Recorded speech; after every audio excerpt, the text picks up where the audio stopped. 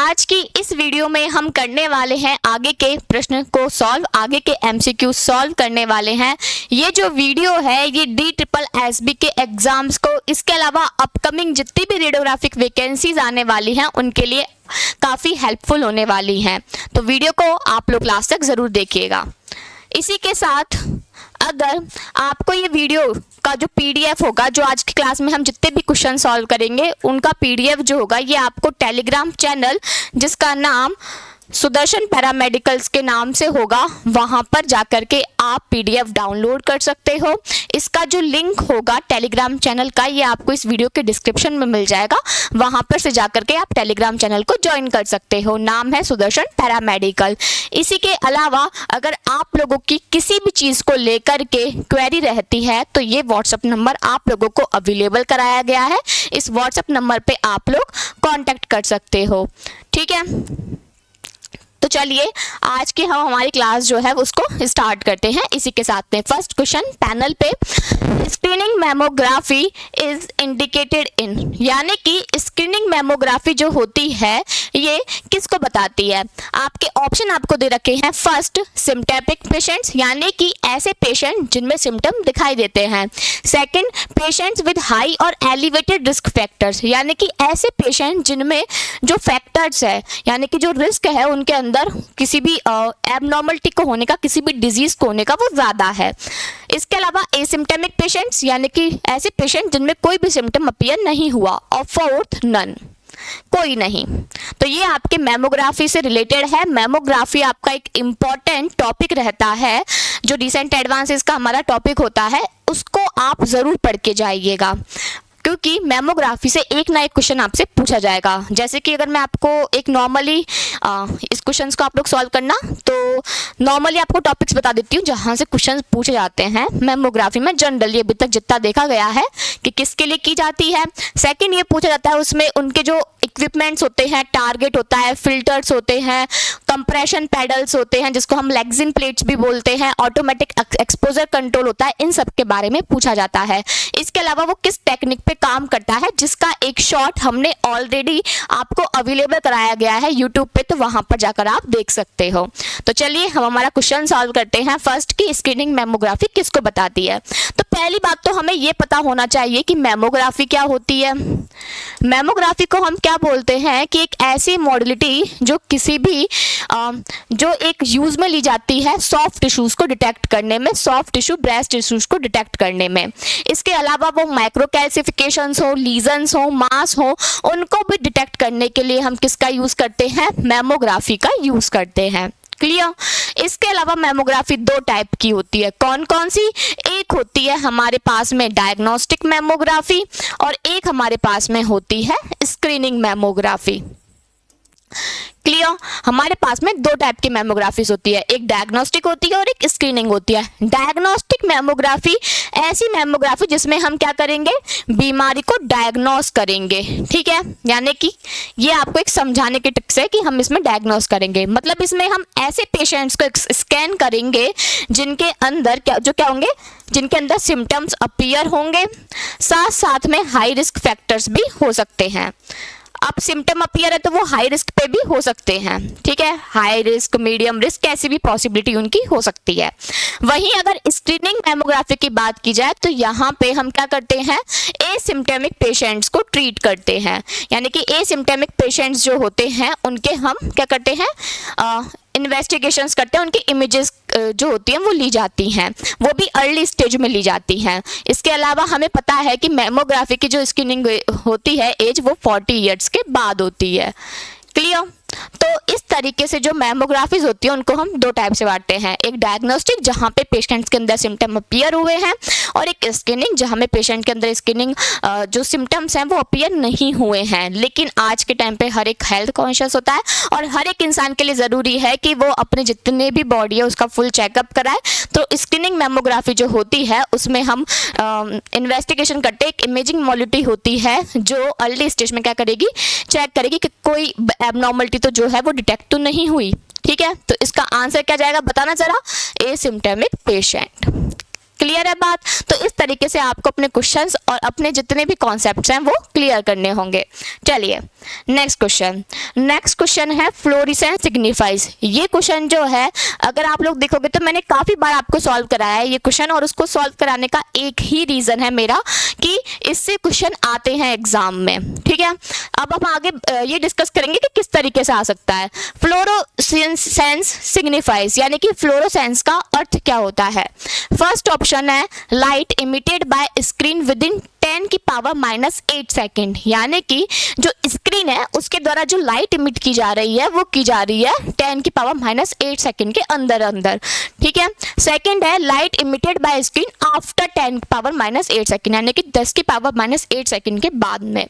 Third है light emitted bye screen eight 10 की power -8 second 8, यानी कि 10 की पावर -8 सेकेंड पर इमिट की जाएगी लाइट और नन कोई नहीं। बताइए क्या हो सकता है इसका आंसर। तो देखिए इस कॉन्सेप्ट को हम पहले पूरा पढ़ लेते हैं। क्या होता है, एक वर्ड जो हम यूज करते हैं जिसको हम बोलते हैं ल्यूमिनेसेंस। क्लियर, ल्यूमिनेसेंस जो होता है इसका मतलब क्या होता है, इसका मतलब होता है कि कोई भी मटेरियल है उस मटेरियल को क्या किया गया है, स्टिमुलेट किया गया है और उसकी वजह से उसने क्या किया, लाइट इमिट किया, उसको हम बोलते हैं ल्यूमिनेसेंस। अब ल्यूमिनेसेंस जो होते हैं ये दो टाइप के होते हैं। कौन कौन से, एक होता है फॉस्फोरेसेंस और एक होता है फ्लोरेसेंस। ये मैंने काफ़ी बार जो हम क्लास लेते हैं उसमें भी काफ़ी बार आपको सॉल्व कराया है। फॉस्फोरेसेंस और फ्लोरेसेंस एक वर्ड है जो हम यहाँ पे यूज़ करते हैं जिसको हम बोलते हैं आफ्टर ग्लो। क्या बोलते हैं, आफ्टर ग्लो। अब ये आफ्टर ग्लो क्या होता है, मान के चलो कि ये कोई मटेरियल है, ठीक है, मान के चलो फॉस्फोर मटेरियल है, ओके, तो इस फॉस्फोर मटेरियल पे क्या आती है, एक्सरे फोटॉन्स आते हैं, और फॉस्फोर मटेरियल का काम क्या होता है, उसको क्या करना, विजिबल लाइट में कन्वर्ट करना। तो ये एक्सरेज आए, इन फॉस्फोर मटेरियल ने उनको किस में कन्वर्ट कर दिया, विजिबल लाइट में कन्वर्ट कर दिया। ठीक है, तो अब ये जो लाइट इमिट हुई है इसके ही ऊपर यहाँ पे बात की जाती है। अगर इस लाइट का इमिशन जो है वो स्टिमुलेट करने के बाद में या एक्सपोज करने के कुछ टाइम बाद तक भी रहेगा, यानी कि ग्लो के कुछ टाइम के बाद भी, कुछ समय के बाद तक रहता है, तो उसको हम बोलते हैं, कुछ समय के बाद तक अगर लाइट कंटिन्यूअस क्या हो रही है, लगातार इमिट हो रही है, तो उसको हम बोलते हैं क्या, आफ्टर ग्लो। उसको हम क्या बोलते हैं, आफ्टर ग्लो बोलते हैं। जो किस में होता है, जो फॉस्फोरेसेंस में होता है। आफ्टर ग्लो फॉस्फोरेसेंस में शो होता है, जबकि फ्लोरेसेंस में आफ्टर ग्लो शो नहीं होता है। क्लियर। अब दूसरी बात, आप इसको याद कैसे कर सकते हो, देखो बहुत इजी है, हम एक वर्ड जान चुके हैं, आफ्टर ग्लो। अब आफ्टर ग्लो देखो, एक होता है फॉस्फोरेसेंस और एक होता है फ्लोरेसेंस और फॉस्फोरेसेंस। अच्छा, अल्फाबेटिकली अगर देखा जाए तो बाद में कौन आता है, पी बाद में आता है, तो आफ्टर ग्लो यानी कि जो आफ्टर ग्लो देखा जाएगा वो किस में देगा, पीछे वाले में, यानी कि लास्ट वाले में, यानी कि फॉस्फोरेसेंस में देखा जाएगा। ऐसे आप इसको याद कर सकते हो। अब क्वेश्चन इस पे कैसे बन सकते हैं, हो सकता है आपसे फॉस्फोरेसेंस जो है इसके बारे में पूछ लिया जाए, जैसे कि यहाँ पे पूछा गया। अब यहाँ पे तो आपको टाइम को देकर पूछ लिया गया कि कितना टाइम होगा, हो सकता है आपसे ये पूछ लिया जाए कि फॉस्फोरेसेंस क्या होता है, फर्स्ट जिसमें आफ्टर ग्लो होगा या आफ्टर ग्लो नहीं होगा, या फिर दोनों पॉसिबिलिटी हो सकती है और इसके अलावा नन ऑफ द अबव। तो उसमें आपका आंसर जाएगा कि आफ्टर ग्लो जिसमें होता है, फ्लोरेसेंस जिसमें आफ्टर ग्लो नहीं होता है। हो सकता है आफ्टर ग्लो की पूरी डेफिनेशन को आपसे एलिब्रेट करके पूछ लें कि बताइए कि आफ्टर ग्लो का मतलब क्या होता है, कि जिसमें जो लाइट है वो इमिटेड हो रही है स्क्रीन से वो होता है, या फिर जिसमें लाइट इमिटेड नहीं होती है। तो इस तरीके से आपसे क्वेश्चन पूछ सकता है एग्जामिनर। इवन आप भी जब क्वेश्चंस लगाओगे, इवन आपके पास जो बुक अभी अवेलेबल है जो कि सुदर्शन पैरामेडिकल ने आपको अवेलेबल कराई है, इस बुक में भी आप देख सकते हो ऐसे बहुत सारे पेपर्स थे जिसमें फॉस्फोरेसेंस और फ्लोरेसेंस का क्वेश्चन पूछा गया है। ओके, तो ये कॉन्सेप्ट को आप याद रखना। अच्छा, तो फ्लोरेसेंस क्या है, जिसमें आफ्टर ग्लो नहीं होगा, यानी कि जो लाइट इमिट होगी वो लाइट इमिशन कहाँ तक हो जाएगा, टाइम के अंदर अंदर तक कंप्लीट हो जाएगा, तो उसको हम क्या बोलेंगे, फ्लोरेसेंस बोलेंगे। क्लियर। तो विद इन 10 की पावर -8 सेकेंड। अगर ये जो सेकंड ऑप्शन आता तो इसको हम क्या बोलते, आफ्टर 10 की पावर -8 सेकेंड, इसको हम बोलते फॉस्फोरेसेंस। क्लियर। अब इस क्वेश्चन में मैंने इतना टाइम लगाया है तो प्लीज इसको याद रखना, इंपॉर्टेंट क्वेश्चन है। ओके चलिए next question, zero radiography has got better detail and contrast because of, यानी कि जीरो रेडियोग्राफी जो होती है वो एक अच्छी डिटेल और अच्छा कॉन्ट्रास्ट जो होता है उसमें क्यों होता है। फर्स्ट ऑप्शन है हाई केवीपी की वजह से, सेकंड है हाई एमएएस की वजह से, थर्ड है एज इनहेंसमेंट की वजह से और फोर्थ है नन ऑफ द अबव। तो देखिए जीरो रेडियोग्राफी जो होती है ये एक क्या होती है, इमेजिंग मॉडलिटी होती थी जो पहले के टाइम पे हम यूज करते थे, जिसमें हम क्या करते थे, फोटोग्राफिक प्लेट्स जो हैं उनका यूज करते थे। ऐसा एक क्वेश्चन शायद मैंने पहले भी जो ये 2 क्लास लिए उनमें सॉल्व कराया है कभी, जो कि सिलिकॉन की बनी होती थी। ओके अब देखिए इसमें ये पूछा गया है कि एक तो अच्छा डिटेल आए, ठीक है, दूसरा ये बोला गया है कि कॉन्ट्रास्ट भी अच्छा हो। अब फर्स्ट ऑप्शन आप देखो हाई केवीपी, हम सबको पता है कि केवीपी और कॉन्ट्रास्ट तो एक दूसरे के इन्वर्जनली होते हैं, तो अगर केवीपी ज्यादा है कहीं तो कॉन्ट्रास्ट वहां पर ज्यादा हो ही नहीं सकता, कम ही होगा, तो ये हट गया, ठीक है। इसके अलावा बात आ रही है हाई एमएएस की। एमएएस से हम क्या समझते हैं कि नंबर ऑफ फोटोन्स कितने टाइम में इमिट हो रहे हैं, तो जितने नंबर ऑफ फोटोन्स इमिट होते हैं वहां पे नॉइज जो होता है उसके चांस हो जाते हैं ज्यादा होने के, तो वहां पे कॉन्ट्रास्ट ऑटोमेटिक कम हो गया। अब हम इसके बारे में समझते हैं क्या होता है। तो देखिए जीरो रेडियोग्राफी जो होता है ना, इसके अंदर एज इनहेंसमेंट इफेक्ट देखा जाता है। क्या? Edge enhancement effect. इस एज इनहेंसमेंट इफेक्ट का क्या फायदा होता है जीरो रेडियोग्राफी में, अब हम ये जानते हैं। एज का मतलब तो सब जान ही चुके हैं, एजेस पे यानी कि किनारों पर, ठीक है। इनहेंसमेंट का मतलब कि इनहेंस हो रहा होगा वो जो भी इंटरेस्ट ऑफ एरिया होगा, और इफेक्ट। ओके अब यहाँ पे क्या होता है कि जीरो रेडियोग्राफी में जो हमारे पास में चार्ज इलेक्ट्रॉन्स होते हैं, ठीक है, यानी कि जो इलेक्ट्रिक चार्ज होता है उसमें क्या होता है यहाँ पे कि जो ये इलेक्ट्रिक चार्जेस होते हैं ये क्या हो जाते हैं, जो एजेस होते हैं ना उन एजेस पे जाकर के क्या हो जाते हैं, इकट्ठे हो जाते हैं, कलेक्ट हो जाते हैं एजेस पे। ये तो सेंट्रल पार्ट हो गया, सॉरी, ठीक है। तो जैसे कि ये वाला एजेस हो गया और ये वाला किनारा हो गया, तो ये क्या हो जाते हैं, एजेस पे जाकर के इकट्ठे हो जाते हैं। वहां पर एजेस पे जाकर क्या करते हैं, जरा एक्सपोज करते हैं। उस एक्सपोज की वजह से क्या होती है, जो एजेस होती है उनकी शार्प इमेज और शार्प डिटेल जो होती है वो हमें देखने के लिए मिलती है, किसकी, एजेस एरिया की। क्लियर। तो ये जो इफेक्ट होता है एज इनहेंसमेंट इफेक्ट, ये हमें जीरो रेडियोग्राफी जो होता है उसमें देखने के लिए मिलता है। तो अगर जीरो रेडियोग्राफी में एक अच्छा डिटेल और एक अच्छा कॉन्ट्रास्ट है तो वो भी मैक्सिमम कहाँ पे होता है, एजेस पे होता है, और उसका रीजन क्या है, एज इनहेंसमेंट उसका रीजन होता है। क्लियर। तो आपके जो सिलेबस है ना, हालांकि इतने क्वेश्चन इसमें से आते नहीं है इन चीजों में से, लेकिन फिर भी जैसे कि जीरो रेडियोग्राफी हो गई, इलास्टोग्राफी हो गई, और भी छोटे छोटे आपके काफी टर्म्स होते हैं, उनको आपको जरूर पढ़ के जाना है। हो सकता है 1 से 2 क्वेश्चन फंस जाएं। क्लियर। चलिए next question, which is the best imaging modality for salpingitis isthmica nodosa, यानी कि सल्पिंजाइट इस्थीमिसा जो नोडोसा होता है उसके लिए सबसे अच्छा इमेजिंग जो मॉडलिटी है वो कौन सा हो सकता है। फर्स्ट है एमआरआई, जिसको हम क्या बोलते हैं, मैग्नेटिक रेजोनेंस इमेजिंग, ये तो सबको पता होगा। अच्छा, इसमें हम किसका यूज करते हैं, इसमें हम स्ट्रॉन्ग मैग्नेटिक फील्ड का और रेडियो वेव्स का यूज करते हैं, जो कि एक टाइप के इलेक्ट्रोमैग्नेटिक रेडिएशंस होती हैं। सीईसीटी, इसको हम क्या बोलते हैं, कॉन्ट्रास्ट इनहेंस कंप्यूटेड टोमोग्राफी।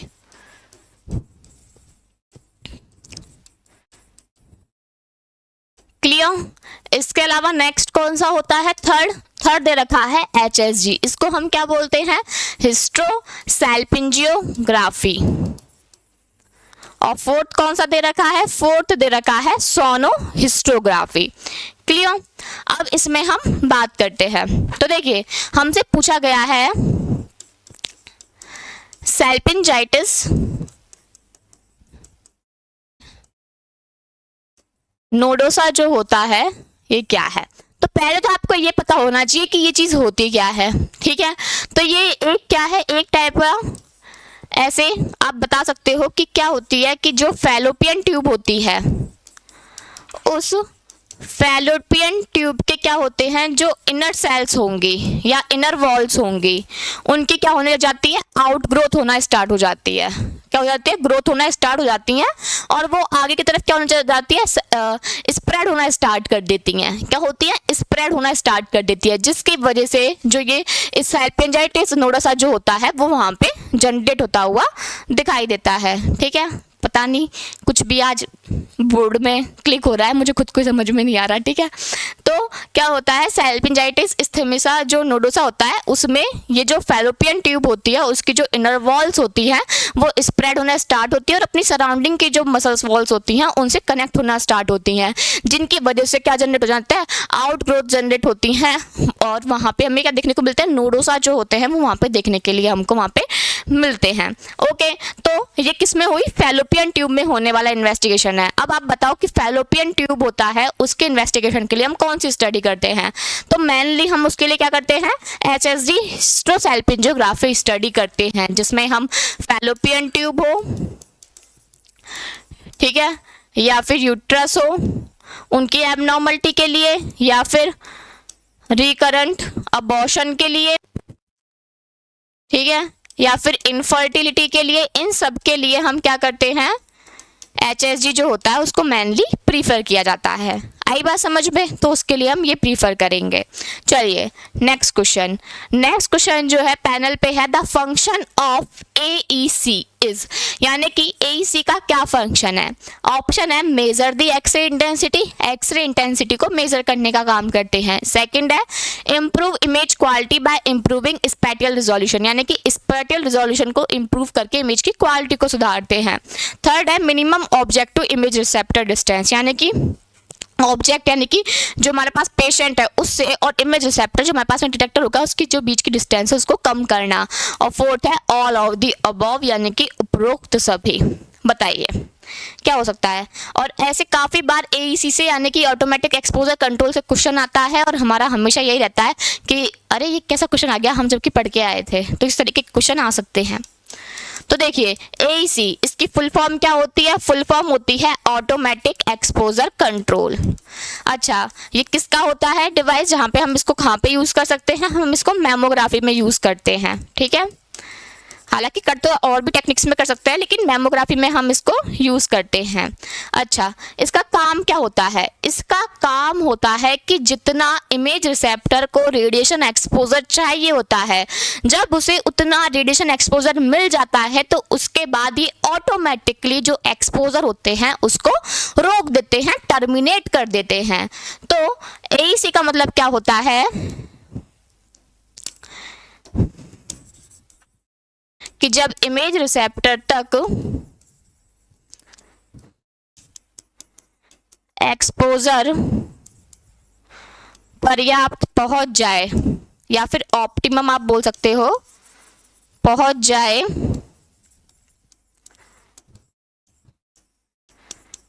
तो ऑटोमेटिकली क्या हो जाता है, एक्सपोजर जो होता है वो टर्मिनेट हो जाता है या रोक दिया जाता है। ये काम होता है किसका, ऑटोमेटिक एक्सपोजर कंट्रोल का। तो अब हम इसमें समझते हैं कि इसमें तो ऐसा कुछ दे नहीं रखा, लेकिन अगर आप देखोगे तो इसका फंक्शन ये होता है। अब उससे हम इनको किस तरीके से बताते हैं, तो देखिए सबसे पहली बात ऑटोमेटिक एक्सपोजर कंट्रोल ने ही ये बताया कि कितनी रेडिएशन इंटेंसिटी चाहिए होगी, कितनी बीम जो है वो आनी चाहिए इमेज रिसेप्टर तक जिससे हमें इमेज मिल जाए। तो बिल्कुल सही बात है, एक्स इंटेंसिटी तक का आना। सेकेंड है improve image quality by improving spatial resolution. अब हमें जितनी रेडिएशन चाहिए थी इमेज रिसेप्टर पे, जितने में हमें इमेज मिल जाए वो इमेज इसने क्या कर ली, कैप्चर कर ली, यानी कि ऑप्टिमम अमाउंट में जितनी हमें चाहिए जिससे इमेज की क्वालिटी जो हो वो क्या हो जाए, बेटर हो जाए। तो सही बात है।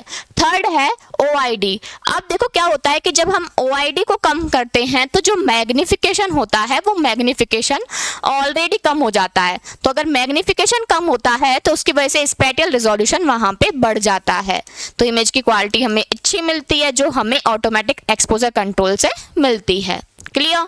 तो इसका आंसर जाएगा ऑल ऑफ दी अबव। तो ऐसा नहीं है, हो सकता है कि आपसे लिंक करके ऑप्शंस जो हों वो पूछ लिए जाएं, तो आपको जितनी ज़्यादा आप इन क्वेश्चंस की प्रैक्टिस करोगे उतने अच्छे से आप इन क्वेश्चंस को सॉल्व कर पाओगे। ओके, इसके अलावा कमेंट्स में आप लोग बताना कि आपने इस क्वेश्चन के बारे में क्या सोचा था, कौन सा ऑप्शन था जो आप क्लिक कर सकते थे। ओके। चलिए नेक्स्ट क्वेश्चन है पैनल पे, which of the following is a cholangiographic agent, यानी कि इनमें से ऐसा कौन सा है जो कोलेंजियोग्राफिक एजेंट है। फर्स्ट है मैग्लूमिन आयोट्रोक्सेट, ठीक है, नेक्स्ट है यूरोग्राफिन, थर्ड है बेरियम सल्फेट और फोर्थ है आयोपेमिडोल। बताइए कोलेंजियोग्राफी जो हम किसके लिए करते हैं, जो हम बायलरी सिस्टम जो होता है उसकी स्टडी के लिए करते हैं, जिसमें हम लीवर की, गॉल ब्लैडर की, कॉमन बाइल डक्ट की और पैनक्रियाज, इन सब की स्टडी करते हैं, जिसमें हम डिफरेंट कोलेंजियोग्राफीज को पढ़ते हैं। कहीं पे हम टी ट्यूब कोलेंजियोग्राफी पढ़ते हैं, कहीं हम ERCP को पढ़ते हैं, कहीं हम प्री ऑपरेटिव को पढ़ते हैं। इसके अलावा हम क्या पढ़ते हैं, परक्यूटेनस ट्रांसहेपेटिक कोलेंजियोग्राफी को पढ़ते हैं। तो ऐसी बहुत सारी 4 से 5 कोलेंजियोग्राफी होती हैं जिनको हम पढ़ते हैं। ओके, तो चलिए बात करते हैं कोलेंजियोग्राफी में हम कौन से कॉन्ट्रास्ट मीडिया का यूज करते हैं। तो हम इसमें यूज करते हैं मैग्लूमिन आयोट्रोक्सेट का, ठीक है, इसका हम क्या करते हैं यहाँ पे यूज करते हैं। तो आंसर जाएगा मैग्लूमिन। यूरोग्राफिन का हम यहाँ पे यूज नहीं करते हैं। बेरियम सल्फेट का यूज हम बेरियम स्टडी में करते हैं। इसके अलावा आयोपेमिडोल जो होता है ये वाटर सॉलेबल नॉन आयोनिक होता है, क्लियर, मोनोमर होता है। ओके, चलिए नेक्स्ट क्वेश्चन की बात करते हैं हम। Next question, the advantage of PET CT are, यानी कि पेट सिटी का क्या एडवांटेज हो सकता है। फर्स्ट है increase both sensitivity and specificity, यानी कि ये सेंसिटिविटी को भी बढ़ाती है और स्पेसिफिसिटी को भी बढ़ाएगी। सेकंड है minimal subtle disease city images can be detected, यानी कि अगर भले कोई एक नॉर्मली डिजीज है, मामूली डिजीज है, उसके भी क्या बताते हैं ये स्पष्ट अगर वहां पे क्या आ रही है सिटी इमेज होती है तो भी ये जो मॉलिटी होती है पेट सिटी उसका पता लगा सकती है।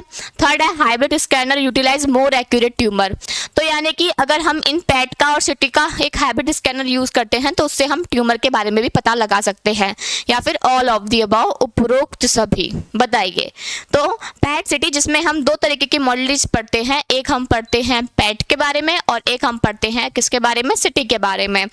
सिटी जो क्या करती है, हमें एनाटॉमिकल डिटेल्स को, किसी भी ऑर्गन की, टिश्यू की एनाटॉमिकल डिटेल्स को देने में, बताने में हेल्प करेगी। इसके अलावा पेट इमेजेस जो हमें हेल्प करेंगी किसी भी ऑर्गन के या टिश्यू के जो मेटाबॉलिक फंक्शन, जो फंक्शनिंग है उसके डिटेल्स को बताने के लिए। तो इस तरीके से जब हम इन दोनों का यूज करते हैं तो हम एनाटॉमिकली और फंक्शनली दोनों इमेज को क्या कर सकते हैं, प्राप्त कर सकते हैं, प्रोवाइड कर सकते हैं।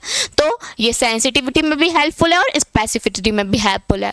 अब क्या होगा कि अगर हम सिर्फ और सिर्फ सिटी इमेजेस का यूज करते तो हो सकता है कि हमें एक ऐसी इमेजिंग मिलती जिसमें सिर्फ हम एनाटॉमिकल डिटेल्स जो है उनका पता लगा सकते थे, पर ऐसा नहीं होता। हम पेट सिटी का जब साथ में यूज करते हैं तो हमें क्या मिल जाती है, क्लैरिटी मिल जाती है हर एक चीज में, ठीक है।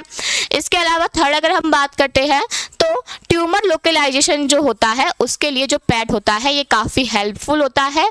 ये क्या करता है, उसके लोकलाइजेशन में हेल्पफुल होगा, क्लियर। इसके अलावा अगर हम बात करें तो हम पेट में कौन सा यूज करते हैं, हम पेट में FDG का यूज करते हैं, ठीक है, फ्लोरोडिऑक्सी ग्लूकोज जो होता है इसका यूज करते हैं। फिर इसको ये क्या करता है, इसका मेटाबॉलिज्म हो जाता है और ये जाके ट्रैप हो जाते हैं अगर कहीं पे एब्नॉर्मलिटी डिटेक्ट होती है तो, क्लियर। तो इसका आंसर क्या जाएगा, उपरोक्त सभी। ओके, चलिए हम नेक्स्ट बात करते हैं नेक्स्ट क्वेश्चन की। अच्छा, उससे पहले आप लोगों के लिए एक रिमाइंडर कि जो भी लोग हैं जो अभी नए हो सकता है सुदर्शन पैरामेडिकल के चैनल से जुड़े हुए हों, तो आप लोगों के लिए एक रिमाइंडर है कि हमारा जो सुदर्शन पैरामेडिकल चैनल है उसमें ऑल रेडियोग्राफर वैकेंसीज का जो कोर्सेज हैं वो आप लोगों के लिए अवेलेबल हैं, जिसमें आप लोगों को सारे PDF अवेलेबल कराए जाएंगे, यानी कि जितने भी नोट्स हैं वो सारे नोट्स आपको अवेलेबल होंगे। उन PDF को आप डाउनलोड कर सकते हो। इसी के साथ साथ में आप लोगों को वहाँ पे वीडियो लेक्चर्स देखने के लिए मिलेंगे। जो चीज़ आपको PDF में बताई गई है वो सारी चीज़ें आपको वीडियो है उसमें समझाई गई होगी। ऐसा नहीं है कि कंटेंट में कहीं पे भी अलग मिले आपको। इसके अलावा सबसे अच्छी बात ये है इसकी कि आपको ये हिंदी और इंग्लिश यानी कि बायलैंग्वेज प्रोवाइड होने वाले हैं। उसमें आपको शॉर्ट चार्ट क्लासेस भी देखने के लिए मिलेंगी, उसमें आपको शॉर्ट चार्ट के बेसिस पे काफ़ी क्लासेस को समझाया गया है, जिससे आपको थोड़ा हेल्पफुल होगा, आपका टाइम वहाँ पे बच सकता है। ओके, इसके अलावा आपके लिए वहाँ पे जो टेस्टेज हैं, टॉपिक वाइज टेस्ट और फुल लेंथ टेस्ट हैं, वो भी अवेलेबल कराए गए हैं। इसी के साथ साथ में आपकी और अच्छे से एमसीक्यूज की प्रैक्टिस हो तो सुदर्शन पैरामेडिकल ने आपके लिए ये बुक भी अवेलेबल कराई है, जो कि ऑल रेडियोग्राफर बुकलेट है, जिसमें आपके जो प्रीवियस ईयर में क्वेश्चंस जितने भी एग्जाम्स में आए हैं वो क्वेश्चंस के 25 सेट्स हैं जो यहाँ पे आपके लिए अवेलेबल हैं। तो एक बार आप जाके वहाँ पर अगर आपको कोर्सेज के लिए चेक करना है तो आप एक बार जाकर चैनल को इनरोल करो, वहाँ पर आप देख सकते हो कि किस तरह की क्लासेस आपको अवेलेबल कराई गई हैं, आप डेमो में देख सकते हो। इसके अलावा अगर आप ये कोर्स परचेज करते हो तो उसके साथ आपको जो ये बुक होगी ये फ्री में अवेलेबल हो जाएगी। इसके अलावा अगर कोई इन्फॉर्मेशन मुझसे छूट गई हो तो आपके पास ये कॉन्टैक्ट नंबर आपको दे रखा है, वहाँ पर आप लोग कॉन्टैक्ट कर सकते हो, जो भी आपको रिगार्डिंग प्रॉब्लम हो आप वहाँ से पूछ सकते हो। क्लियर? इसके अलावा देखो ये 25 सेट्स थे जो आपको बुक में अवेलेबल कराए गए हैं, जिसमें आपको रेलवे के, DSSB के एग्जाम देखने को मिलेंगे, केरला के हैं, सिक्किम के हैं, बहुत अच्छे अच्छे एग्जाम्स हैं, वडोदरा के, लखनऊ के, केरला के हैं, सारे एग्जाम्स हैं जहाँ पे आपको 25 टेस्ट जो हैं वो देखने के लिए मिलेंगे। और इस 25 जो आपकी पूरी इंडेक्स दी गई है, इसमें हर एक जो पेपर है, जैसे कि ये first radiographer RRB radiographer exam 2024 का है, तो हर एक पेपर में लगभग 60 से 70 क्वेश्चन हैं जो आपको अवेलेबल कराए गए हैं। इसके अलावा अगर इसी के साथ साथ में, बुक के साथ साथ में आपको जितने भी ये पेपर्स हैं उनका सॉल्यूशन जो है वो आपको बैच में अवेलेबल कराया जा रहा है, जहाँ पे आपको फुल एक्सप्लेनेशन के साथ सारी चीज़ों को समझाया जा रहा है। ओके, तो चलिए हम आगे बढ़ते हैं हमारे नेक्स्ट क्वेश्चन पे। Azimuthal resolution is also known as, यानी कि एजीमुथल रिजोल्यूशन को किस नाम से जाना जाता है? फर्स्ट है लेटरल रिजोल्यूशन, सेकंड है रेंज रिजोल्यूशन, थर्ड है एक्सियल रिजोल्यूशन और फोर्थ है नन ऑफ द अबव। बताइए। तो देखिए, रिजोल्यूशन का मतलब क्या होता है कि कोई भी आपके पास में ऑर्गन है, उसकी मतलब कोई भी इमेज आपने लिया, कोई भी रेडियोग्राफ लिया है, तो उसके एक बेटर डिटेल्स के लिए जो हम करते हैं, उस बेटर डिटेल्स को, उसको अच्छी तरीके से देखने की जो एबिलिटी होती है उसको हम बोलते हैं रिजोल्यूशन। जो रिजोल्यूशन होते हैं ये मेनली आपके क्या होते हैं? 3 टाइप के होते हैं। कौन कौन से होता है? एक होता है स्पैटियल रिजोल्यूशन आपका, एक होता है आपका कॉन्ट्रास्ट रिजोल्यूशन और एक होता है आपका टेम्पोरल रिजोल्यूशन। उस स्पैटियल रिजोल्यूशन में हम बात करें तो उसमें हमारे पास में आते हैं लेटरल रिजोल्यूशन, जिसको ही हम क्या बोलते हैं? एजीमुथल रिजोल्यूशन भी कहते हैं। इसके अलावा आता है एक्सिलरी रिजोल्यूशन। ठीक है, तो सिंपल सी बात है, ये सबको पता है कि लेटरल रिजोल्यूशन है, यानी कि साइड टू साइड जो भी ऑर्गन्स प्रेजेंट होंगे उनकी अच्छी इमेज डिटेल्स के लिए क्या करते हैं हम? लेटरल रिजोल्यूशन, एजीमुथल रिजोल्यूशन की बात करते हैं। और एक्सिलरी में एक से एक है और उसके ही फ्रंट में जो एक होगा, यानी कि जो क्या होंगे? साइड बाय साइड नहीं होंगे, एकदम आमने सामने होंगे, उनके ऑर्गन्स की इमेजेस के लिए हम काम करते हैं यहाँ पे, यानी कि उन इमेजेस को अच्छा बताने के लिए। ठीक है, लेटरल रिजोल्यूशन होता है, इसमें परपेंडिकुलर होता है, ये किसके? एक्सरे बीम के। ठीक है, और यहाँ पे क्या होगी? Parallel to the x-ray beam. Clear? तो ये एक नाम है, ये शायद क्वेश्चन बहुत पहले भी हमने सॉल्व किया था एक बार, तो इसका आंसर क्या जाएगा? लेटरल रिजोल्यूशन जो होता है उसको हम एजीमुथल रिजोल्यूशन के नाम से जानते हैं। बाकी रेंज रिजोल्यूशन जैसा कोई रिजोल्यूशन होता नहीं है, मेनली हमारे पास में एक्सियल रिजोल्यूशन होता है। क्लियर? चलिए नेक्स्ट क्वेश्चन है, heating can cause biological effect at which intensity, यानी कि किस तीव्रता पर जो हीटिंग है उससे बायोलॉजिकल इफेक्ट हो सकता है। आपको ऑप्शन दे रखे हैं 400, आपको ऑप्शन दे रखा है 300, अबव 100 और नन ऑफ दीज। बताइए। तो देखिए, पहली बात आपको ये पता होना चाहिए कि क्वेश्चन है कहाँ से। तो देखिए, अल्ट्रासाउंड जो होती है, पिछला वाला भी अल्ट्रासाउंड में ही था, अल्ट्रासाउंड जो होती है, ठीक है, ये जो अल्ट्रासाउंड होती है जिसमें हम क्या करते हैं? साउंड वेव्स का यूज करते हैं। किसका? साउंड वेव्स का यूज करते हैं। अब क्या होता है कि ये जो साउंड वेव्स होती हैं ये टिश्यू पे आके किस तरीके से इफेक्ट कर रही हैं, किस तरीके से टिश्यूज में चेंजेस देखने के लिए मिल रहे हैं, उसको हम बोलते हैं क्या? Biological effect. क्या बोलते हैं? Biological effect. तो वही इफेक्ट जो होते हैं वो अल्ट्रासाउंड में बताए गए हैं 2 इफेक्ट के नाम से। एक होता है थर्मल इफेक्ट और एक होता है मैकेनिकल इफेक्ट। ठीक है। तो अब हम बात करते हैं थर्मल इफेक्ट की। थर्मल इफेक्ट में क्या होता है कि मान के चलो कोई साउंड वेव है जो इस तरीके से आई और इस तरीके से टिश्यू में जा रही है, ठीक है। अब मान के चलो कि ये जो साउंड वेव है, एक तो इसकी इंटेंसिटी ज़्यादा है, ठीक है, और दूसरी बात ये कि ये लॉन्ग टाइम तक क्या हो रही है, इसी के अंदर जा रही है, यानी कि इसी को ही एनर्जी जो है ये बार बार यही टिश्यू जो रहा है ये एब्जॉर्ब कर रहा है। तो उसकी वजह से क्या हो जाएगा, यहाँ पे जो हीट होगा वो बहुत ज़्यादा अमाउंट में क्या हो जाएगा, बढ़ जाएगा, जिससे यहाँ पे क्या हो सकता है, बायोलॉजिकल इफेक्ट, थर्मल इफेक्ट जो है वो जनरेट हो सकता है। क्लियर। इसके अलावा मैकेनिकल इफेक्ट जो होता है इसमें आपके डिफरेंट इफेक्ट आते हैं, जिसमें आपका एक इंपॉर्टेंट आता है जिसको हम बोलते हैं कैविटेशन, ठीक है। तो इन इफेक्ट्स को आप पढ़ना, इस पे हम और क्वेश्चंस भी लेके आएंगे, अभी तो मैं आपसे नॉर्मली यहाँ पे बता रही हूँ। तो ऐसा कब होता है कि अगर थर्मल इफेक्ट है तो वो कब जनरेट होगा, कि अगर वहाँ पे आने वाली जो इंटेंसिटी है, क्या इंटेंसिटी है, अगर वो इंटेंसिटी 100 से ज़्यादा हो जाएगी तो हमें वहाँ पे क्या देखने को मिलेगा, जो बायोलॉजिकल इफेक्ट है वो जनरेट होता हुआ दिखाई देगा। क्लियर।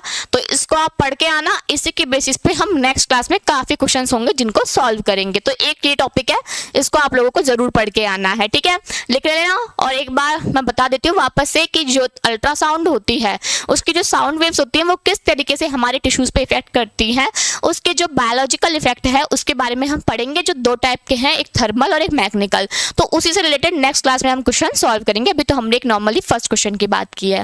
ओके, चलिए। और अगर आपको इस टॉपिक के बारे में पढ़ना है तो आप एक बार कमेंट कर देना कि हाँ हमें इस टॉपिक के बारे में पढ़ना है, और अगर नहीं पढ़ना है तो कोई बात नहीं, हम नेक्स्ट टॉपिक्स पे आगे बढ़ जाएंगे। ओके, चलिए।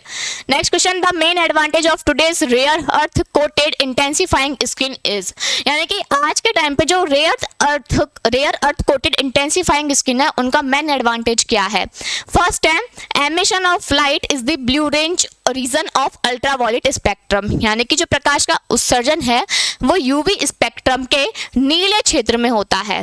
सेकंड है, ability to convert a latent image into visible image, यानी कि इनविजिबल इमेज को विजिबल इमेज में कन्वर्ट करने का काम करते हैं ये। थर्ड इज, ये इजी और इनएक्सपेंसिव होते हैं, इनको इजीली हम अर्थ से बिना किसी चीज़ मतलब ज़्यादा मेहनत नहीं लगती है इसमें, ये हमें इजीली अवेलेबल हो जाएंगे, साथ साथ में कम खर्चीले होते हैं। Fourth is, they have a higher x-ray to light conversion efficiency, यानी कि इनमें एक्सरे को कन्वर्ट करने की एफिशिएंसी ज़्यादा होती है। बताइए इसका आंसर क्या होगा। तो देखिए इससे आज हम 2-3 क्वेश्चन सॉल्व करते हैं। फर्स्ट क्वेश्चन, अगर क्वेश्चन आपसे ये आए कि बताइए आज के टाइम पे हम कौन से इंटेंसिफाइंग स्किन के लिए कौन से फॉस्फोर मटेरियल्स का यूज करते हैं, तो आज के टाइम पे होने वाले जो मटेरियल्स होते हैं वो होते हैं रेयर अर्थ मटेरियल। पहली बात, ठीक है, फॉस्फोर मटेरियल को आजकल किससे, रेयर अर्थ मटेरियल से बताया जाता है, ना कि बाकी के जैसे कि कैल्शियम टंगस्टेट, सीजियम आयोडाइड नहीं होते हैं आज की मॉडर्न इंटेंसिफाइंग स्क्रीन में। सेकंड क्वेश्चन कि ये फिर रेयर अर्थ मटेरियल होते कौन कौन से हैं, तो गैडोलिनियम ऑक्सीसल्फाइड होता है, लैंथेनम ऑक्सीसल्फाइड होता है, ठीक है। इसके अलावा क्या होते हैं, यूट्रियम टेंटलेट होते हैं। ओके, ये आपको पता होनी चाहिए कि कौन कौन से होते हैं। थर्ड, आपको इनकी क्वालिटीज पता होनी चाहिए, जैसे कि इसमें फास्टर स्पीड रेंज होती है इनकी 200 से लेकर के 1200 तक, तो 200 से 1200 तक। सेकंड बात, इनकी जो क्वांटम डिटेक्शन एफिशिएंसी और कन्वर्जन डिटेक्शन एफिशिएंसी होती है वो काफ़ी ज़्यादा होती है, यानी कि ये एक्सरे को जल्दी से एब्जॉर्ब भी करते हैं और जल्दी जल्दी उसको कन्वर्ट करने का भी काम करेंगे। थर्ड इज, ये ग्रीन सेंसिटिव फिल्म्स के लिए यूज में लिए जाते हैं। और फोर्थ इज, ये एक्सपेंसिव भी होते हैं। क्लियर। तो ये कुछ बातें हैं जो इनके बारे में बताई गई हैं। तो फर्स्ट कि ये ब्लू रीजन में करेंगे नहीं, लेटेंट इमेज को विजिबल इमेज में कन्वर्ट करने का काम डेवलपर का है। ओके, इसके अलावा इनएक्सपेंसिव नहीं, एक्सपेंसिव होते हैं। तो ये क्या करते हैं, एक higher x-ray to light conversion efficiency, जिसको हम बोलते हैं कन्वर्जन डिटेक्शन एफिशिएंसी का काम करते हैं। क्लियर। चलिए next question, 3 phase 12 pulse power result in only ripple, यानी कि 3 फेज 12 पल्स पावर में कितना रिपल होता है। फर्स्ट है 14%, सेकंड है 4%, थर्ड है 20% और फोर्थ है 30%। बताइए। तो ये चीज तो आपको सबको पता होगी कि ये 3 फेज 12 पल्स क्या है। तो ये यहाँ पे हम जनरेटर्स की बात कर रहे हैं, ठीक है। जनरेटर,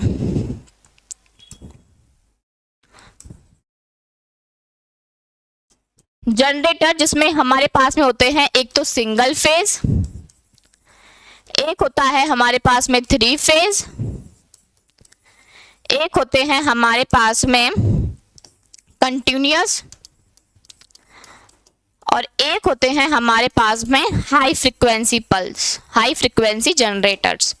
ठीक है, ऐसे 4 मोस्टली हमारे पास में जनरेटर अवेलेबल होते हैं। अब हम इनमें बात करते हैं एक इंपॉर्टेंट फैक्टर की, जिसको हम बोलते हैं रिपल। रिपल में क्या होता है कि मान के चलिए आपको डीसी आउटपुट मिल रहा है, डीसी वोल्टेज का आउटपुट मिल रहा है, उस आउटपुट में एसी का कितना इनपुट है, यानी कि उसमें कितनी एसी वोल्टेज जो है, फ्लक्चुएट वोल्टेज है, वो कंटेन है, वो कंसिस्ट है, वो प्रेजेंट है, उसको बताने का काम होता है किसका, रिपल फैक्टर का। तो सिंगल फेज जो होता है उसमें वोल्टेज जो होते हैं वो बार-बार फ्लक्चुएट होते रहते हैं, इसके लिए यहाँ पे जो रिपल होता है फैक्टर वो होता है कितना, 100%। क्लियर। इसके बाद में बात करते हैं 3 फेज की। 3 फेज में आती हैं 2 तरह की पल्स, एक तो 6 पल्स और एक 12 पल्स। जब हम 6 पल्स की बात करते हैं तो उसके लिए जो रिपल फैक्टर होता है वो हमारा यहाँ पे कितना हो जाता है, 13%। ठीक है, और 12 पल्स के लिए क्या हो जाएगा, और कम हो जाएगा रिपल फैक्टर, यानी कि उसमें और एसी वोल्टेज कम आएगा, तो होता है अप्रोक्स 4%। इसके अलावा अगर बात करें यहाँ पे तो जो हाई फ्रिक्वेंसी जनरेटर होता है उसमें हमें 1% से भी कम रिपल फैक्टर प्राप्त होता है। क्यों? क्योंकि उसमें हमें कंटिन्यूस क्या मिलता रहता है, उसमें एसी फ्लक्चुएट नहीं होता है वोल्टेज, हमें कंटिन्यूस डीसी जो होता है वो अवेलेबल होता रहता है। क्लियर। तो इसका आंसर क्या जाएगा, इसका आंसर जाएगा हमारे पास में 4%। ओके, चलिए नेक्स्ट क्वेश्चन। नेक्स्ट क्वेश्चन है the cardinal principle of radiation protection are, यानी कि रेडिएशन जो प्रोटेक्शन है उसके मुख्य सिद्धांत क्या है। फर्स्ट है keep the time of exposure to radiation as short as possible, यानी कि क्वेश्चन को ध्यान से पढ़ो, लग ऐसे बड़ा रहा है लेकिन बहुत ईजी है, बहुत बार हमने सॉल्व कर रखा है कि जो टाइम है, एक्सपोजर का टाइम है, उसको हमें क्या रखना है, शॉर्ट रखना है, जितना हो सके उतना। किसको, टाइम को, तो टाइम कम रखना है। सेकंड है maintain as large distance as possible between source of radiation and the expose person, यानी कि जहाँ पे रेडिएशन सोर्स है और जहाँ पे एक्सपोज पर्सन है उनके बीच में डिस्टेंस जितनी ज़्यादा होगी उतना यहाँ पे हमें प्रोटेक्शन अवेलेबल होगा। Third is insert shielding material between the radiation source and expose person, अगर उनके बीच में शील्डिंग रहती है तो उससे क्या होगा, पेशेंट को या फिर जो एक्सपोज पर्सन है उसको जो डोज होगी वो कम से कम मिलेगी। थर्ड है शील्डिंग।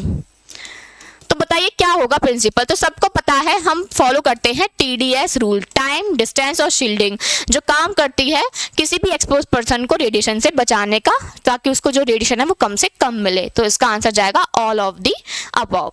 क्लियर। इसके अलावा हम किसकी बात करते हैं, अलारा की बात करते हैं, as low as reasonable achievable, उसमें ही हमारे TDS रूल जो होता है वो फॉलो होता है कि वहाँ पे पेशेंट को कम से कम डोज मिलनी चाहिए। क्लियर है। चलिए अब हम करते हैं नेक्स्ट क्वेश्चन सॉल्व। तो नेक्स्ट क्वेश्चन, तो चलिए अब हम हमारा नेक्स्ट क्वेश्चन सॉल्व करते हैं। नेक्स्ट क्वेश्चन है in radio nuclide ventriculography stannous pyrophosphate injection is given, यानी कि जो रेडियो न्यूक्लियाइड वेंट्रिकुलोग्राफी होती है उसमें जो स्टेनस पायरोफॉस्फेट इंजेक्शन दिया जाता है वो किस मोड से दिया जाता है, यानी कि मोड ऑफ इंजेक्शन की बात की गई है, mode of injection of contrast media की। ओके, फर्स्ट है इंट्रावीनसली यानी कि वेन के थ्रू, सेकंड है इंट्रा आर्टेरियल आर्टरी के थ्रू, थर्ड है इंट्राकार्डियक और फोर्थ है सबक्यूटेनस स्किन के थ्रू। बताइए किसके थ्रू दिया जा सकता है। तो देखो क्वेश्चन है इन रेडियो न्यूक्लियाइड वेंट्रिकुलोग्राफी, तो वेंट्रिकुलोग्राफी जहाँ पे हम किसकी बात करेंगे, वेन्स की बात करेंगे। ठीक है, वेंट्रिकुलोग्राफी जहाँ पे हम क्या करते हैं, वेन्स के थ्रू क्या करते हैं, जो कॉन्ट्रास्ट मीडिया होता है उसको इंजेक्ट किया जाता है। ओके, और वो जो कॉन्ट्रास्ट मीडिया इंजेक्ट किया जाता है उससे पहले बिफोर 15 to 30 मिनट पहले ही क्या किया जाता है, टेक्नीशियन 99 के इंजेक्शन से पहले दिया जाता है। क्लियर। तो इंट्रावीनसली क्या करते हैं, हम इंसर्ट करते हैं। ओके, चलिए next question. In phase of cell division cells are more radio sensitive, यानी कि जो कोशिका विभाजन के किस चरण में कोशिकाएं सबसे ज्यादा रेडियो सेंसिटिव होती है। रेडियो सेंसिटिव का मतलब सब समझ रहे हो ना कि रेडिएशन के प्रति ज्यादा सेंसिटिव होंगी। फर्स्ट है मियोसिस, सेकंड है माइटोसिस, थर्ड है प्रोफेज और फोर्थ है एनाफेज। बताइए मियोसिस या माइटोसिस, एनाफेज या प्रोफेज। तो देखिए मियोसिस में क्या होता है कि जो सेल्स होती हैं वो सेल्स डिवाइड होती क्या बनाएंगी, जर्म सेल्स को बनाएंगी, ठीक है। तो जर्म सेल्स में डिवाइड होती हैं जो क्या होती हैं, इतनी रेडियो सेंसिटिव नहीं होती। ओके इसके अलावा बात करते हैं माइटोसिस की। तो माइटोसिस में क्या होता है कि जो इंडिविजुअल सेल्स होती है वो डिवाइड होकर के 2 इंडिविजुअल डॉटर सेल्स को बनाती हैं। तो ये फेज जो होता है सेल डिवीजन का, ये सबसे ज्यादा रेडियो सेंसिटिव फेज होता है। इसके अलावा अगर मैं बात करूं तो सेल साइकिल की मोस्ट रेडियो सेंसिटिव फेज जो होती है वो रेडियो सेंसिटिव फेज कौन सी होती है, एम फेज होती है। और एम के बाद में कौन सी होती है, G2 फेज होती है। ओके इसके अलावा रेडियो रजिस्टिव फेज की बात करूं तो रेडियो रजिस्टेंट फेज कौन सी होती है, एस फेज होती है। क्लियर। तो ये क्वेश्चन आपको याद रखना है, ये मैंने जो क्लासेस थी उनमें भी सॉल्व कराया था, बैच वाली क्लासेस में भी बताया था पूरा कि कौन सी होती हैं, ठीक है। तो एक तो सबसे ज्यादा कौन सी सेंसिटिव है, सबसे ज्यादा रजिस्टिव कौन सी है, ये आपको सेल साइकिल में पता होना चाहिए। तो ये फेज होती है। इसके अलावा दूसरा आपको ऑर्गन्स के बारे में पता होना चाहिए कि ऑर्गन कौन सा मोस्ट रेडियो सेंसिटिव है। तो सबको पता है कौन से होते हैं, जो ब्लड फॉर्मिंग ऑर्गन्स होते हैं वो सबसे ज्यादा रेडियो सेंसिटिव होते हैं। और रेडियो रजिस्टिव कौन सी होती है, नर्व सेल्स होती है मेनली। क्लियर, आई बात समझ में। चलिए तो इसका आंसर क्या जाएगा, माइटोसिस। अच्छा प्रोफेज और एनाफेज का क्या सीन है, तो देखिए प्रोफेज और एनाफेज इन्हीं की ही फेज होती हैं, लेकिन इसमें हम क्या करते हैं, स्टार्ट करते हैं, प्रिपरेशन इसमें स्टार्ट होती है। और इसमें क्या होते हैं, क्रोमोसोम सेपरेट होना स्टार्ट होते हैं। तो मेनली हम किसकी बात करेंगे, माइटोसिस की बात करेंगे। ओके क्योंकि उसी के फेज में आते हैं ये सारे, ठीक है। प्रोफेज, मेटाफेज, एनाफेज और टीलोफेज ऐसे। Next question, which of the following devices does not help in reduction of patient dose, यानी कि निम्न में से ऐसा कौन सा डिवाइस है जो पेशेंट की डोज को कम करने में हेल्प नहीं करता। तो ऐसे क्वेश्चन आपके मैं इस क्लासेस में जो जितनी भी सीरीज में क्लासेस चलेंगी उसमें पुट करती रहूंगी, क्योंकि उन पे से क्वेश्चन आते हैं एग्जाम में। पूछते हैं कि पेशेंट का एक्सपोजर कैसे बढ़ेगा, एक्सपोजर कम कैसे होगा, इस तरीके के क्वेश्चन देखने के लिए मिलते हैं। फर्स्ट है कॉलीमीटर, सेकंड है ग्रिड, थर्ड है गोनार्ड शील्ड और फोर्थ है reduce thickness of the part.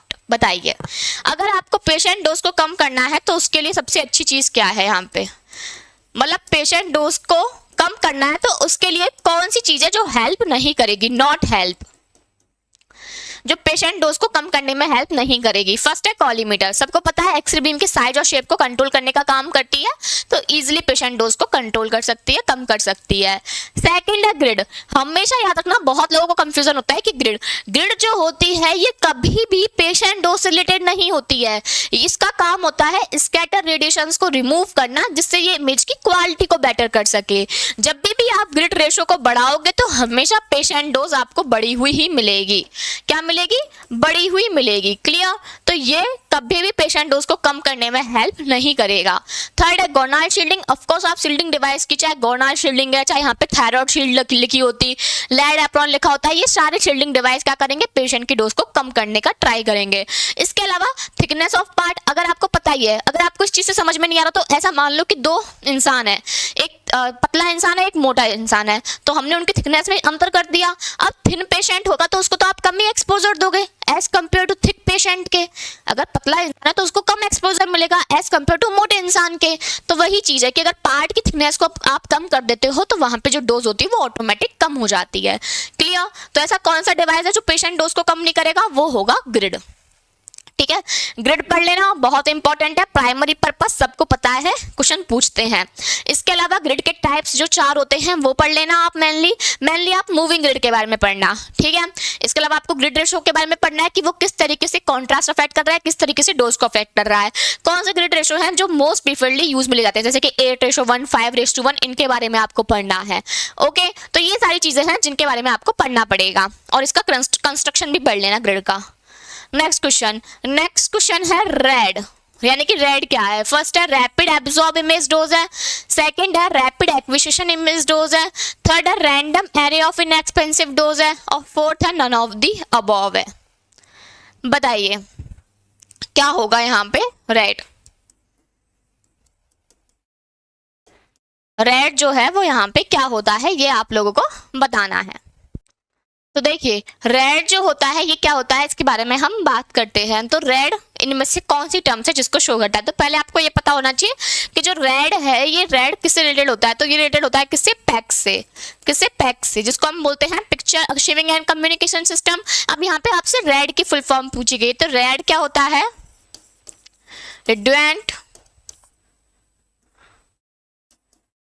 Array of independent disc.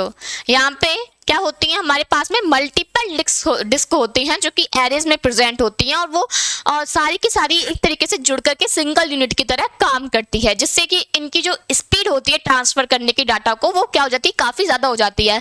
और जो फॉल्ट उसमें आने वाला है वो फॉल्ट को क्या कर देती है? कम से कम कर देती है। तो इसका आंसर जाएगा नन ऑफ दी अबव। इनमें से ऐसी कोई सी भी टर्म नहीं है जो रेड को शो करती है। इसकी टर्म होती है radiant array of independent disk. Clear?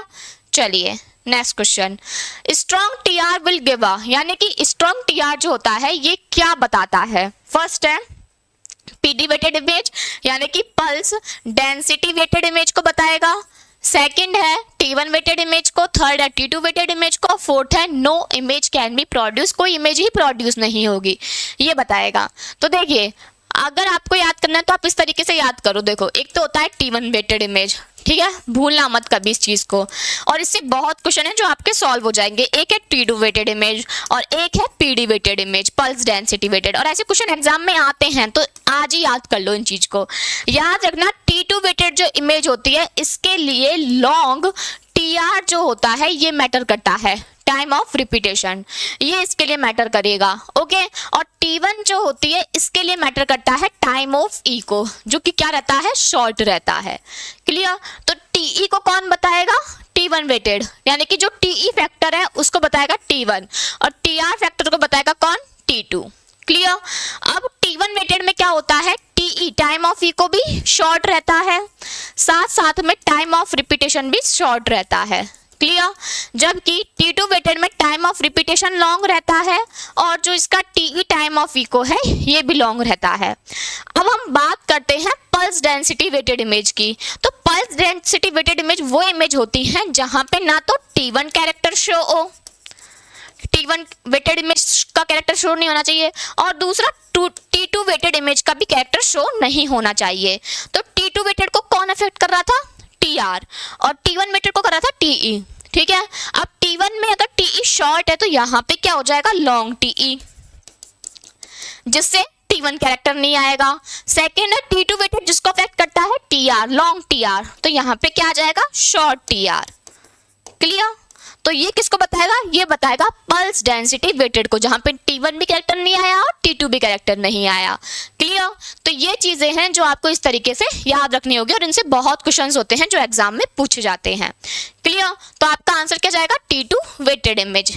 Next question, when gas bubbles are bombarded with ultrasound artifact producing, यानी कि जब गैस के बुलबुले या बबल्स होते हैं वो अल्ट्रासाउंड पे इंटरेक्ट होते हैं तो कौन सा आर्टिफैक्ट जनरेट होता है? फर्स्ट है रिवर्बेशन, सेकंड है रिंग डाउन, थर्ड है कॉमेट टेल, और फोर्थ है मल्टीपाथ। ठीक है, तो हम स्टार्ट करते हैं मल्टीपाथ से। मल्टीपाथ में क्या होता है कि यहाँ पे हमें मल्टी डायरेक्शंस में क्या देखने को मिलती है? मल्टी डायरेक्शंस में साउंड वेव जो होती है वो डिस्ट्रीब्यूट हो जाती है, जिसकी वजह से जहाँ पे जो ऑर्गन ऑफ इंटरेस्ट प्रेजेंट है जिसकी हमें इमेज लेनी है उसके क्या हो जाती है? मिसप्लेसिंग हो जाती है, वो हमें अच्छी से दिखाई नहीं देता है। उस तरीके से कौन सा जनरेट होता है? मल्टीपाथ जनरेटर होता है। सेकंड है कॉमेट टेल। कॉमेट टेल में क्या होता है कि यहाँ पे जो दो डिफरेंट रिफ्लेक्टर ऑब्जेक्ट्स होंगे, यानी कि आप बोल सकते हो कि दो तरह के अलग अलग मीडियम हैं, अगर वो प्रेजेंट होंगे और उनसे अल्ट्रासाउंड वेव क्या होती है? टकराती है या इंटरेक्ट करती है, तो उसकी वजह से यहाँ पे क्या देखने के लिए मिलता है कि जो अल्ट्रासाउंड वेव है वो आगे चल के क्या देती है? एक टेल के वी शेप टेल के समान क्या देती है? अपीयरेंस देती है, किसमें? इमेज के अंदर, जिसको हम बोलते हैं कॉमेट टेल। क्लियर? तो ये नहीं होता। नेक्स्ट है रिवर्बेशन। रिवर्बेशन का ही एक टाइप होता है कॉमेट टेल आर्टिफैक्ट, जो किसकी वजह से होता है? जो रिफ्लेक्टर ऑब्जेक्टर्स होते हैं उनकी वजह से ही देखने के लिए मिलता है। ठीक है, इसमें गैस बबल्स भी हो सकते हैं और साथ साथ में मेटेलिक ऑब्जेक्ट्स भी हो सकते हैं। अब बात करते हैं रिंग डाउन की। ठीक ठीक है। तो रिंग डाउन आर्टिफैक्ट जो होता है ये मेनली किसकी वजह से होता है, गैस बबल्स के अल्ट्रासाउंड से टकराने से होता है, जिससे इमेज जो होती है उस पे हमें क्या दिखाई देती है, रिंग लाइक स्ट्रक्चर दिखाई देती है, जिसको हम बोलते हैं रिंग डाउन आर्टिफैक्ट। क्लियर। तो इसके ये 2-3 ही इंपॉर्टेंट आर्टिफैक्ट होते हैं अल्ट्रासाउंड में। नेक्स्ट क्वेश्चन है lead equivalent of cassette back is, यानी कि जो कैसेट का बैक होता है उसका लेड इक्विवेलेंट कितना होता है। तो आप सबने सुना होगा कैसेट का बैक जिसमें क्या लगा होता है, लेड फॉइल, आपने सुना होगा, जो क्या होता है स्क्रीन और जो कैसेट का बैक होता है उसके बीच में लगा होता है, जिसका काम होता है स्कैटर रेडिएशन जो बैक साइड आ रही हैं उनको वापस जाने से रोकना, ताकि वो फॉग प्रोड्यूस नहीं कर सके इमेज पे। उसकी थिकनेस होती है 0.12 mm। क्लियर।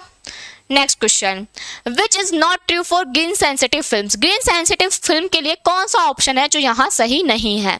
फर्स्ट है कि हम टी ग्रेन सिल्वर हैलाइड्स को यूज कर रहे हैं, यानी कि जो शेप है वो क्या है, ट्यूबुलर शेप ग्रेन्स का हम यहाँ पे यूज कर रहे हैं। सेकंड है हम एंटी स्टैटिक लेयर का यूज कर रहे हैं। थर्ड है कम एक्सपोजर है और अच्छी इमेज दे रहे हैं। फोर्थ है कि हमें ग्रीन लाइट इमिटिंग स्किन की रिक्वायरमेंट नहीं होती। तो हमें ग्रीन सेंसिटिव फिल्म जिनमें हम गैडोलिनियम ऑक्सीसल्फाइड जैसे रेयर अर्थ मटेरियल्स की बात करते हैं उनके लिए सही कथन कौन सा नहीं है ये बताना है। तो पहले हम क्यूबिक टाइप के ग्रेन्स का यूज करते थे, लेकिन आज के टाइम पे हम ट्यूबुलर ग्रेन्स का यूज करते हैं। क्यों करते हैं ये आप लोग पता करके आना, ठीक है। अच्छा क्वेश्चन है यहाँ से, एंटी स्टैटिक लेयर प्रेजेंट होती है जिसका काम क्या होता है, जो इलेक्ट्रिसिटी होती है उसको रोकने का, जिससे कि स्टैटिक इलेक्ट्रिसिटी टाइप के जो आर्टिफैक्ट्स है वो जनरेट नहीं हो। थर्ड है ले, अब मैंने आपको बताया था कि जो रेयर अर्थ मटेरियल होते हैं उसकी स्पीड फास्ट होती है, तो स्पीड अगर फास्ट है तो एक्सपोजर कम हो गया, तो जो इमेज होगी वो क्या मिलेगी, शार्प मिलेगी। क्लियर। इसके अलावा डजंट रिक्वायर्ड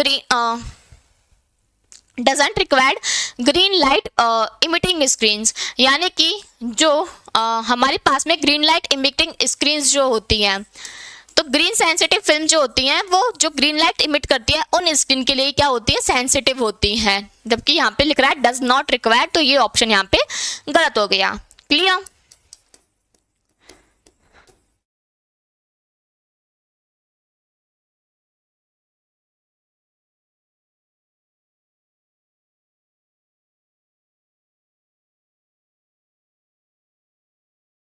तो वैसे तो होता ये है कि फास्टर स्पीड होती है उसका एक्सपोजर कम होता है, स्पेक्ट्रल रिजोल्यूशन, यानी कि जो उसकी डिटेल इमेज आएगी ना वो डिटेल इमेज कम आती है, अच्छी नहीं आती है। क्लियर। तो उसका ये फैक्टर रहता है यहाँ पे। ओके चलिए, तो मेन ऑप्शन जो यहाँ पे गलत है वो है कि ग्रीन लाइट इमिटिंग स्किन्स जो होती हैं उनके लिए रिक्वायर्ड नहीं होती है।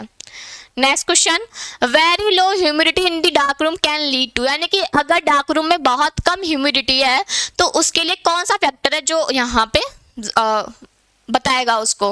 फर्स्ट है क्रिंकल मार्क्स। क्रिंकल मार्क्स यानी कि क्या है, सिकुड़न के निशान है, जो किसकी वजह से हो सकता है कि अगर अच्छे से हैंडलिंग नहीं की गई हो फिल्म की तो ये प्रोड्यूस हो सकते हैं, तो ये नहीं होगा। सेकंड है स्टैटिक इलेक्ट्रिक डिस्चार्ज, तो स्टैटिक इलेक्ट्रिसिटी की वजह से होने वाले हैं ये सारे, तो ये भी पॉसिबल नहीं है, उसके लिए अपने आप एक अलग होता है स्टैटिक इलेक्ट्रिक आर्टिफैक्ट। इसके अलावा एक्सेसिव इमल्शन स्वेलिंग, यानी कि इमल्शन की स्वेलिंग से होने वाला होता है, तो ये इमल्शन की स्वेलिंग जो होती है वो ह्यूमिडिटी के लिए नहीं होती है, तो ये ऑप्शन गलत हो गया। ठीक है। इसके अलावा बात करते हैं यहाँ पे फोर्थ केमिकल फॉग की, तो केमिकल प्रोसेसिंग की वजह से क्या हो सकता है, यहाँ पे फॉग जो है वो जनरेट हो सकता है। ठीक है, क्या हो सकता है, फॉग जो होता है ये जनरेट हो सकता है अगर केमिकल प्रोसेसिंग ढंग तरीके से नहीं की गई हो, तो वहाँ पे केमिकल फॉग की जनरेट होने की पॉसिबिलिटी रहती है, तो ये ऑप्शन गलत हो गया, स्वेलिंग का ऑप्शन गलत हो गया। ठीक है। इसके अलावा बात करें तो स्टैटिक इलेक्ट्रिक डिस्चार्ज की बात करते हैं। ठीक है, तो मैं भूल गई थी, सॉरी, कि जो लो ह्यूमिडिटी होती है, यानी कि अगर ह्यूमिडिटी का जो आपकी है जो कि लगभग डार्क रूम में 40 से 60% होनी चाहिए, अगर उसका लेवल धीरे धीरे क्या होगा, कम होगा। ठीक है, तो उसके लेवल कम होने की वजह से क्या होता है, जो इलेक्ट्रिक डिस्चार्ज होते हैं वो क्या हो जाते हैं, वहां पे आना स्टार्ट हो जाते हैं, जिसकी वजह से हमें स्टैटिक इलेक्ट्रिसिटी जो होती है वो वहां पे देखने के लिए मिलती है। क्लियर। तो इसका आंसर स्टैटिक इलेक्ट्रिक डिस्चार्ज जाएगा। नेक्स्ट है फ्लक्स गेन। इस फ्लक्स गेन क्या होता है, पढ़ाई क्या कहीं पे फ्लक्स गेन क्या होता है, ये हमने फ्लोरोस्कोपी में पढ़ रखा है। Flux brightness gain equals to minification gain into flux gain. तो फ्लक्स गेन की बात यहाँ पे की जा रही है। क्या होता है flux gain, number of output light photons, divided by number of input X-ray photons, number of output light photons multiplied by input X-ray photons, output light photons pulse, number of input X-ray photons, number of output light photons divided by dimension of output screen। तो इसका answer क्या जाएगा? First, क्योंकि output में तो हमें light photons मिलेंगे, हमारे पास में zinc cadmium sulphide as output phosphor present रहता है और इनपुट के फॉर्म में सीजियम आयोडाइड प्रेजेंट रहता है। Clear? Next question, skull consist of bones. कितनी बॉन्स स्कल कंसिस्ट करता है? तो स्कल जिसके पास में हमारे दो स्ट्रक्चर बनते हैं, एक होता है क्रेनियल और एक होता है फेशियल। क्रेनियल जहां पे हमारे पास एक फ्रंटल होती है, एक ऑक्सीपिटल होती है, दो टेम्पोरल होती हैं, दो पैराइटल होती हैं, एक स्फिनॉइड होती है और एक एथमॉइड होती है। क्लियर? 4, 6 और 2 8 हो गई क्रेनियल। नेक्स्ट है फेशियल। फेशियल में अगर बात करें तो दो हमारे पास में मैक्सिला होती हैं, एक हमारे पास में मैंडिबल होती है, दो हमारे पास में जाइगोमेटिक बोन होती हैं, दो हमारे पास में पैलेटाइन बोन होती हैं जो पैलेट्स बनाती हैं, और नेक्स्ट हमारे पास में नेजल बोन भी 2 प्रेजेंट होती है। इन्फीरियर कॉन्काई भी, नेजल कॉन्काई भी हमारे पास में 2 प्रेजेंट होती हैं और एक हमारे पास में वोमर प्रेजेंट होती है। कितनी हुई? 2, 3, 4, 5, 6, 7, 8, 9, 10, 11, 12। ठीक है, तो ये 12 होती है। और कौन सी रह गई भाई? देखो, जाइगोमेटिक हो गई, पैलेटाइन हो गई, मैक्सिला हो गई, मैंडिबल हो गई, मैक्सिला हो गई, मैंडिबल, पैलेटाइन, जाइगोमेटिक, नेजल, 9, 10। एक और कोई सी बोन है जिसमें मैं अटक चुकी हूं। ठीक है,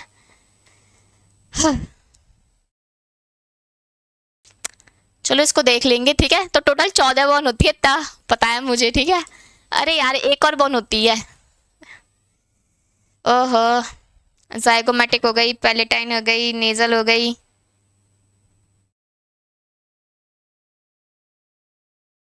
इसमें मैं अटक चुकी हूँ। ठीक है, तो 2 और बोन होती हैं जो कि प्रेजेंट होती है यहाँ पे।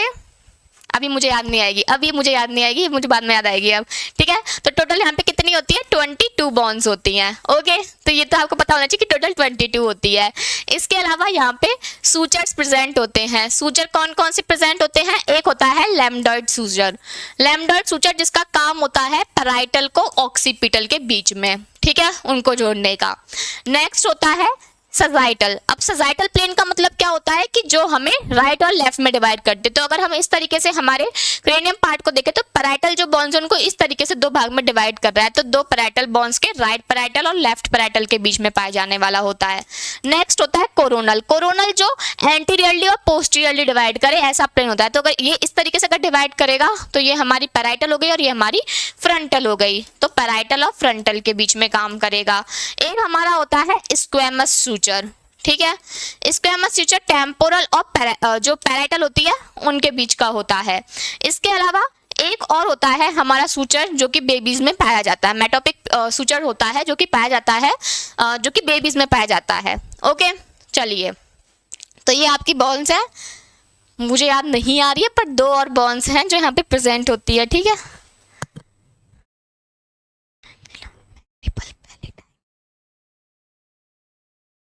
वो होता है ना एकदम कि क्लिक नहीं हो रहा है बस मुझे, और मैं सोचने का ट्राई कर रही हूँ, आ भी नहीं रहा मुझे।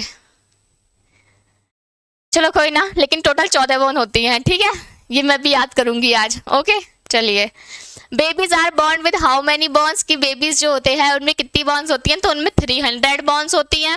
बाद में ऑसिफिकेशन होता है और ऑसिफिकेशन के बाद में जो एडल्ट होते हैं उनमें बॉन्ड कितनी हो जाती हैं? 206 बॉन्स होती हैं, वो प्रेजेंट हो जाती हैं। क्लियर?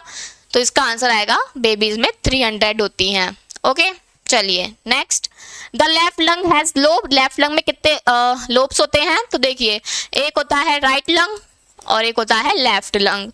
राइट लंग जिसमें होते हैं 3 लोब्स, सुपीरियर, मिडल और इंफीरियर। ठीक है, तो एक है सुपीरियर, एक है मिडल और एक है इंफीरियर।